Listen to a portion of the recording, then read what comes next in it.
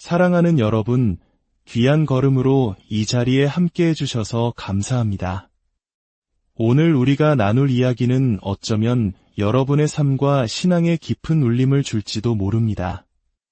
이 여정을 시작하기에 앞서 오늘 이 말씀이 여러분의 마음에 와 닿는다면 공유하기를 통해 더 많은 이웃에게 하나님의 은혜를 전해주시길 바랍니다. 또한 구독을 통해 앞으로 이어질 지혜와 성찰의 시간을 놓치지 않으시길 바랍니다. 이 영상을 듣는 모든 분들의 삶에 주님의 평안이 가득하기를 기도합니다. 오늘 저는 천문학자이자 동시에 신앙인으로서 여러분 앞에 섰습니다.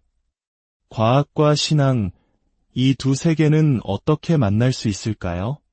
많은 분들이 이 둘은 서로 다른 길을 가는 결코 만날 수 없는 평행선이라 생각합니다. 하지만 저는 지난 수십 년간 밤하늘의 별들을 연구하며 그 광대한 우주가 오히려 하나님의 영광을 얼마나 찬란하게 드러내고 있는지 깨닫게 되었습니다. 오늘 우리는 천체물리학과 신학이 만나는 경이로운 지점으로 함께 여행을 떠나고자 합니다. 주제는 우주 너머의 차원, 과학이 발견한 하나님의 흔적입니다. 먼저 중국이 낳은 세계적인 물리학자 팡리즈의 말로 시작하고 싶습니다. 그는 이렇게 말했습니다. 한때 형이상학이나 신학의 영역으로만 여겨졌던 질문, 즉 우주의 창조는 이제 물리학의 가장 활발한 연구 분야가 되었다. 그의 말처럼 현대 과학, 특히 천문학은 인류에게 놀라운 선물을 안겨주었습니다. 바로 우주의 탄생, 그 장엄한 첫 순간을 직접 목격할 수 있는 눈을 가지게 된 것입니다. 멀리 떨어진 은하에서 출발한 빛이 우리 망원경에 도달하기까지는 수십억 년의 시간이 걸립니다. 즉, 우리는 망원경을 통해 먼 곳을 보는 동시에 아득한 과거를 보고 있는 셈입니다. 현재 인류는 우주가 탄생한 지 불과 10⁻34제곱초, 즉 상상조차 할 수 없이 짧은 순간의 모습까지 관측할 수 있게 되었습니다. 말 그대로 우리는 우주가 존재하게 되는 바로 그 창조의 순간을 지켜보고 있는 것입니다. 이러한 관측과 연구는 우리에게 시공간을 초월한 창조주, 즉 하나님의 존재에 대한 가장 강력한 과학적 증거들을 제시하고 있습니다. 제가 젊은 시절 성경을 처음 깊이 있게 탐구하던 때와 비슷한 시기에 영국의 물리학자들은 최초의 시공간 정리를 발표했습니다. 스티븐 호킹과 같은 석학들이 발전시킨 이 이론의 결론은 충격적이었습니다. 그 내용은 이렇습니다. 만약 우주의 질량이 존재하고 아인슈타인 일반 상대성 이론이 우주의 움직임을 정확히 기술한다면 우주의 시공간은 반드시 시작점을 가져야 한다. 여러분, 한번 주위를 둘러보십시오. 우리 모두는 질량을 가진 존재입니다. 우리의 존재 자체가 이 정리의 첫 번째 조건이 참이라는 증거입니다. 그리고 지난 100년간 수많은 관측을 통해 일반 상대성 이론은 우주를 가장 정확하게 설명하는 이론임이 증명되었습니다. 그렇다면 결론은 명백합니다. 우리가 살고 있는 이 시간과 공간, 즉 우주는 유한하며 반드시 시작이 있었다는 것입니다. 이는 엄청난 신학적 함의를 가집니다. 시작이 있다는 것은 그 시작을 가능하게 한 원인이 있다는 뜻입니다. 그리고 그 원인은 시간과 공간의 안이 아닌 밖에 있어야만 합니다. 시간과 공간을 초월하여 물질과 에너지, 그리고 시공간 자체를 존재하게 만든 장본인이 있어야 한다는 논리적 기결에 이르게 됩니다. 놀랍게도 이 혁명적인 과학적 발견은 수천 년 전 성경에 이미 기록되어 있었습니다. 창세기 1장 1절, 우리가 너무나도 잘 아는 말씀입니다. 태초에 하나님이 천지를 창조하시니라. 제가 17살 때 이 구절을 처음 접하며 깊은 고민에 빠졌습니다. 천지는 무엇을 의미할까? 고대 히브리어에는 우주라는 단어가 없었습니다. 대신 그들은 하늘과 땅, 즉 스와마임 웨에레츠라는 표현을 사용했습니다. 이 표현은 성경에서 물질, 에너지, 공간, 시간을 포함한 모든 물리적 실제의 총체를 의미하는 관용구였습니다. 그리고 창조하다로 번역된 히브리어 바라는 이전에 존재하지 않던 것을 완벽히 새롭게 존재하게 만든다는 뜻을 가집니다. 다시 말해 성경은 이미 과학이 증명하기 수천 년 전에 모든 물질과 에너지, 시공간의 시작이 있었음을 선포하고 있었던 것입니다. 신약 성경 디모데후서 1장 9절은 영원 전부터 우리에게 주어진 은혜에 대해 말하며 시간에도 시작이 있음을 명확히 합니다. 히브리서 11장 3절은 보이는 것은 나타난 것으로 말미암아 된 것이 아니니라 라고 선언합니다. 우리가 감지할 수 있는 이 우주는 우리가 감지할 수 없는 근원으로부터 왔다는 것입니다. 이러한 증거들을 제시했을 때 많은 회의론자들은 이렇게 반문합니다. 좋습니다. 과학이 우주를 창조한 신의 존재를 증명했다고 칩시다. 그렇다면 그 하나님은 누가 창조했습니까? 이 질문은 아마 여러분도 한 번쯤 들어보셨을 것입니다. 제 아들들도 서너 살 때 똑같은 질문을 했습니다. 시공간 정리는 이 질문에 대한 놀라운 실마리를 제공합니다. 이 정리는 시공간을 초월한 존재가 우주를 창조했다고 말합니다. 과학에서 시간의 정의는 무엇일까요? 바로 인과율, 즉 원인과 결과가 발생하는 차원입니다. 그런데 시공간 정리는 우주의 시간이 시작되기 전에 창조라는 인과 사건이 일어났음을 암시합니다. 이는 창조주가 최소한 우리가 경험하는 단일한 시간 차원을 넘어 그 이상의 시간 차원에서 활동할 수 있는 능력을 가졌다는 것을 의미합니다. 만약 창조주가 2개 이상의 독립적인 시간 차원에서 활동할 수 있다면 누가 하나님을 창조했는가라는 질문은 성립하지 않게 됩니다. 우리의 우주가 하나의 긴 시간선 위에 존재한다고 상상해 보십시오. 하나님은 그 시간선과 결코 만나거나 교차하지 않는 또 다른 무한한 길이의 시간선 위에서 활동하실 수 있습니다. 이러한 존재에게는 시작도 끝도 있을 수 없으며 따라서 창조될 필요가 없는 것입니다. 이것이 바로 전 세계의 수많은 경전 중 유일하게 성경만이 하나님에 대해 시작도 끝도 없으시며 창조되지 않으신 분이라고 증언하는 이유입니다. 시편 90편은 주의 목전에는 천년이 지나간 어제 같으며 밤의 한순간 같을 뿐이미니야 라고 노래합니다. 하나님께서 우리의 시간을 임의로 압축하거나 확장하실 수 있다는 이 묘사는 수학적으로 그분이 2 이상의 시간 차원에 접근할 수 있을 때에만 가능합니다. 더 나아가 물리학은 창조주가 더 많은 공간 차원에 접근할 수 있음을 밝혀냈습니다. 스위스에 있는 거대 강입자 충돌기와 같은 최첨단 과학 실험과 끈 이론과 같은 이론 물리학의 발전은 우리 우주가 단순히 길이, 너비, 높이의 3차원으로 이루어진 것이 아니라 총 9개의 공간 차원과 1개의 시간 차원으로 구성되어 있음을 시사합니다. 우주는 빅뱅 직후 9개의 공간 차원으로 급격히 팽창하기 시작했습니다.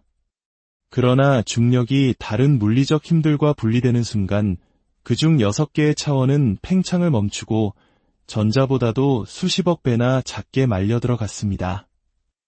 그래서 오늘날 우리는 거대한 3개의 공간 차원과 아주 작은 6개의 공간 차원을 가지고 있는 것입니다. 우리가 이 여분의 차원들을 인지하지 못하는 이유입니다. 이것은 하나님께서 어디에 계시는가에 대한 질문에 답을 줍니다. 하나님은 우리 우주를 구성하는 9개의 공간 차원과 1개의 시간 차원 안에 계시면서 동시에 그 모든 차원을 넘어서 존재하시고 활동하십니다. 이는 기독교 신학의 핵심 교리인 하나님의 내재성과 초월성을 완벽하게 설명합니다. 내재성이란 하나님께서 그분이 창조하신 모든 것의 구석구석에 동시에 그리고 지속적으로 함께 하신다는 의미입니다. 지금 이 순간에도 하나님은 여러분 곁에 그 어떤 사람보다도 더 가까이 계십니다. 동시에 초월성이란 하나님께서 자신이 창조한 그 어떤 것, 심지어 시공간 차원에도 제약받지 않으시고 완전히 자유롭게 활동하신다는 의미입니다. 제가 세계의 여러 종교 경전들을 연구했을 때 불교나 힌두교처럼 신의 내재성만을 강조하는 종교가 있었고 이슬람처럼 신의 초월성만을 강조하는 종교도 있었습니다. 그러나 유일하게 성경만이 하나님께서 동시에 내재하시면서 초월하시는 분이라고 가르칩니다. 예레미야 23장 24절은 나는 천지에 충만하지 아니하냐고 물으시며 열왕기상 8장 27절은 하늘과 하늘들의 하늘이라도 주를 용납하지 못하겠거든 이라고 고백합니다. 어떻게 하나님은 보이지도 만져지지도 않으면서 동시에 우리 각자에게 물리적으로 아주 가까이 계실 수 있을까요? 우리가 우리보다 높은 차원을 시각화하는 것은 불가능하지만 낮은 차원을 상상하는 것은 가능합니다. 여기 납작시 부부가 있다고 상상해 봅시다. 이 부부는 우리와 달리 오직 2차원의 공간, 즉 평면 세계에서만 살아갑니다.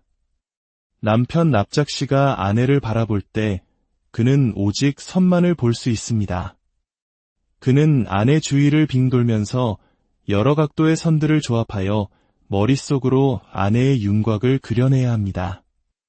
하지만 3차원 존재인 저는 위에서 그들을 내려다보며 즉시 그들의 전체 모습을 볼 수 있습니다. 뿐만 아니라 저는 그들의 안을 들여다볼 수 있습니다. 납작씨는 결코 아내의 내면을 볼 수 없지만 저는 그들의 내부 구조까지 훤히 볼 수 있습니다. 사무엘상 16장 7절 말씀처럼 사람은 외모를 보거니와 나 여호와는 중심을 보느니라는 말씀이 바로 이런 의미입니다. 하나님은 우리 차원 너머에서 우리의 겉모습뿐만 아니라 우리의 가장 깊은 마음과 생각까지도 꿰뚫어 보십니다. 그분은 우리 자신보다 우리를 더 잘 아십니다. 그렇기에 우주의 창조주께 우리 삶의 주도권을 내어드리는 것이 가장 합리적인 선택이 되는 것입니다. 이제 이 차원의 개념을 통해 기독교의 가장 심오한 교리들을 살펴보겠습니다. 바로 삼위일체입니다. 삼위일체는 비기독교인뿐만 아니라 많은 기독교인들에게도 가장 이해하기 어려운 교리입니다. 어떻게 셋이면서 동시에 하나일 수 있을까요? 다시 납작시 부부의 평면 세계로 돌아가 봅시다. 제가 만약 제 손가락 하나를 그들의 평면 세계에 통과시킨다면 그들은 무엇을 보게 될까요? 그들은 움직이는 작은 원 하나를 보게 될 것입니다. 다음 날 제가 손가락 3개를 동시에 통과시킨다면 그들은 원 3개를 보게 될 것입니다. 그들 입장에서는 하나의 원과 3개의 원은 완전히 다른 별개의 존재이며 서로 모순되는 것처럼 보입니다. 그들은 하나의 원을 믿는 교회와 3개의 원을 믿는 교회로 나뉘어 평생 논쟁할지도 모릅니다. 하지만 3차원에 있는 우리의 관점에서는 어떻습니까? 우리는 그 하나의 손가락과 3개의 손가락이 모두 하나의 손이라는 단일한 실체에 속해 있음을 명확히 봅니다. 그들에게는 모순이지만 우리에게는 지극히 당연한 사실입니다. 마찬가지로 우리의 제한된 3차원적 사고방식으로는 삼위일체, 즉 성부, 성자, 성령 세 인격이 어떻게 하나의 본질이신 하나님이 될 수 있는지 완전히 이해할 수 없습니다. 그러나 더 높은 차원에서 볼 때 3과 1은 완벽하게 조화를 이루는 것입니다. 인간의 자유의지와 하나님의 예정 역시 마찬가지입니다. 성경은 우리가 우리의 말과 생각과 행동을 선택할 완전한 자유를 가졌다고 가르치는 동시에 하나님께서 창세전에 우리의 모든 것을 미리 정하셨다고도 선포합니다. 이 둘은 우리의 시공간 안에서는 양립 불가능한 모순처럼 보입니다. 하지만 하나님께서 다차원의 시간 속에서 존재하신다고 상상해 보십시오. 마치 시간의 북극점에 계신 하나님께서 우리의 일직선 시간선의 모든 지점, 과거, 현재, 미래를 동시에 내려다보시는 것처럼 말입니다. 하나님께는 우리의 모든 선택이 이미 알려져 있을 뿐만 아니라 더 높은 차원의 원리를 통해 우리의 자유로운 선택과 그분의 거룩한 계획이 완벽하게 공존하도록 하실 수 있습니다. 이것은 모순이 아니라 우리의 이해를 뛰어넘는 하나님의 광대하심을 보여주는 증거입니다. 마지막으로 이 모든 이야기의 정점인 십자가의 신비를 나누고 싶습니다. 회의론자들은 종종 이렇게 묻습니다. 어떻게 단 한 사람이 고작 6시간에서 9시간 동안 십자가에 달려 죽은 사건으로 온 인류의 죄를 대속할 수 있단 말인가? 이 질문에 대한 답 역시 하나님의 초차원적 본성이 있습니다. 십자가에 달리신 분은 단지 한 인간이 아니었습니다. 그분은 시공간을 초월하신 하나님 자신이셨습니다. 예수님께서 십자가 위에서 보내신 그 6시간은 우리의 시간축을 넘어선 무한한 고통의 시간이었던 것입니다.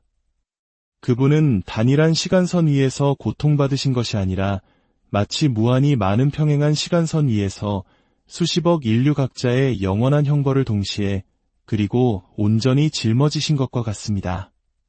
그 짧은 시간 안에 그분은 무한한 고통을 압축하여 경험하셨습니다. 그리하여 단 한 번의 희생으로 모든 시간, 모든 공간에 존재하는 모든 인류의 죄값을 치르기에 충분하고도 남는 대속을 이루신 것입니다. 히브리서 2장 3절은 묻습니다. 우리가 이같이 큰 구원을 등한히 여기면 어찌 그 보응을 피하리요. 우리가 십자가에서 그분이 치르신 대가의 크기를 조금이나마 이해하고 그분이 약속하신 새 창조의 영광이 얼마나 상상을 초월하는 것인지 깨닫는다면 제정신을 가진 사람이라면 그 누가 이토록 위대한 제안을 거절할 수 있겠습니까? 사랑하는 여러분, 성경이 가르치는 삼위일체, 자유의지와 예정, 그리고 십자가의 무한한 대속과 같은 교리들은 인간의 상상력으로 만들어낼 수 없는 것들입니다. 세상의 다른 모든 경전들은 우리가 경험하고 상상할 수 있는 차원 안에서 신을 묘사하지만 오직 성경만이 우리의 생각과 상상을 뛰어넘는 초월적이고 다차원적인 하나님을 이야기합니다. 이것이야말로 성경이 인간의 창작물이 아니라 우주의 시공간 차원을 초월하신 분으로부터 온 영감받은 계시라는 가장 강력한 증거 중 하나입니다. 오늘 우리가 나눈 이야기가 밤하늘의 별을 바라볼 때마다 그 너머에 계신 창조주의 무한한 지혜와 능력을 느끼게 하는 계기가 되기를 소망합니다. 과학은 신앙의 적이 아니라 하나님의 창조 세계에 담긴 그분의 위대하심을 발견하는 또 하나의 통로입니다. 하나님의 무한한 위대하심에 대한 이 깊은 이해가 여러분의 믿음을 더욱 굳건하게 하고 여러분의 삶을 경이로움으로 가득 채우기를 기도합니다. 우리를 위해 모든 차원을 초월하여 이 땅에 오신 우리 주 예수 그리스도의 은혜가 여러분 모두와 항상 함께